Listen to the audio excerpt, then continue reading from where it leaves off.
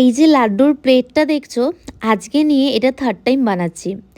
ওই যে strict diet ব্যাপারটা আমার মধ্যে কোনোদিন ছিলও না, আর এখন তো একদমই পারি না। তবে আমাদের যেকোনো এজের জন্য জানো তো, যতটা চিনি কম খাওয়া যায় হেলথের জন্য ভীষণ ভালো। আর যখনই একটা মিষ্টির ক্রেভিং হয়, এই লাড্ডু যদি একটা খাওয়া যায় বেশ ভালো লাগে। আমি এখানে আঞ্জির আর খেজুরটাকে গরম জলে ভালো করে সোক করে রেখে দিয়েছিলাম ১ থেকে ১.৫ ঘন্টা। তারপর ওই খেজুর আর আঞ্জিরটাকে ভালো করে একটা স্মুথ পেস্ট বানিয়ে নিয়ে কড়াইয়ের মধ্যে একটা ছোট্ট চামচের ১ চামচ কিন্তু ঘি অ্যাড করে তার মধ্যে আলমন্ড, কাজু আর কিশমিশ ভালো করে হালকা রোস্ট করব। আর রোস্ট করার পর এখন যে অ্যাভেলেবেল নানা রকমের সিডস পাওয়া যায় সেটাকেও দেবো পরিমাণ মতো, দিয়ে আরেকটু নেড়ে চেড়ে নামিয়ে নেব একটা প্লেটে।